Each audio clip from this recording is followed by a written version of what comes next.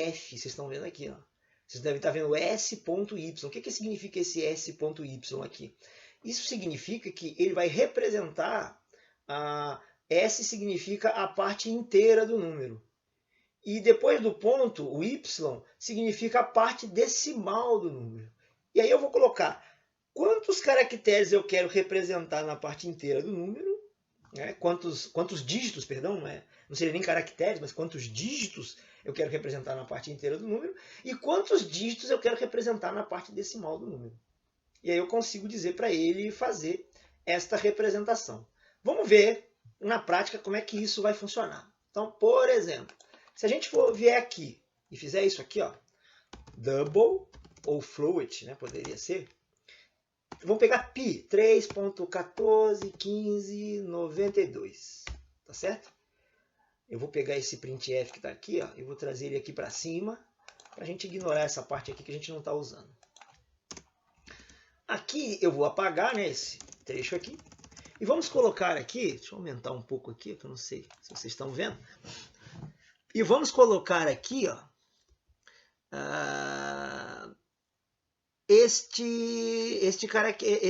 esta formatação.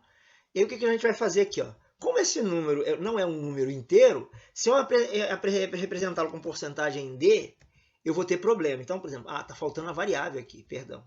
Desculpe aí. Vamos colocar a variável, y, e aqui, ó, y, tá certo? Bom, vamos rodar isso daqui. Olhe lá, né? Olha, ele fez uma bobajada que não tinha mais tamanho, por quê? Ou seja, isso que eu falei para vocês, ó, esse menos, isso aqui é lixo, né? Não pode ser considerado. Então vocês já estão vendo que esse valor que está aqui é um valor que você não pode considerar para fazer nenhum tipo de operação com ele, né? Na verdade, ele poderia até estar fazendo a operação certa, não é o caso. Mas jamais você consegue mostrar para alguém que está olhando para sua tela, convencer alguém de que aquelas operações vão estar corretas. Então, para isso existe a formatação adequada. Então você usa porcentagem F e aí ele automaticamente consegue formatar. Só que olha o que ele vai fazer, né? Então, por exemplo, está lá o número, né? Mas alguém pode dizer para você, olha, ele representou o número, como eu coloquei porcentagem F, agora ele já é um ponto flutuante. Então ele já consegue representar 3.141592.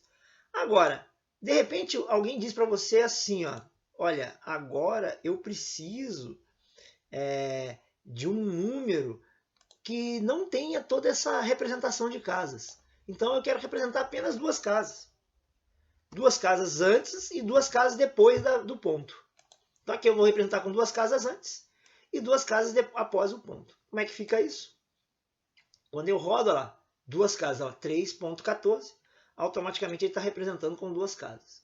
Mas aí alguém tenha sempre uma pergunta. Ô Wagner, mas isso é para todo tipo de número? É para todo tipo de número. Mas aí alguém faz uma pergunta aqui. Ô Wagner, e se eu colocar um aqui? E aqui eu tiver três casas, por exemplo. Ele vai representar? Ele vai representar. E por que ele vai representar? Ele vai representar porque, nesse caso, ele é esperto o suficiente para saber que, se eu tiver uma, ele vai representar com 1. Mas se eu tiver mais, ou seja, um número decimal cresce sempre da direita para a esquerda. Então, para você não perder a formatação do número, ele é inteligentemente suficiente para reconhecer que esse número está aumentando e fazer essa compensação. Já no lado direito,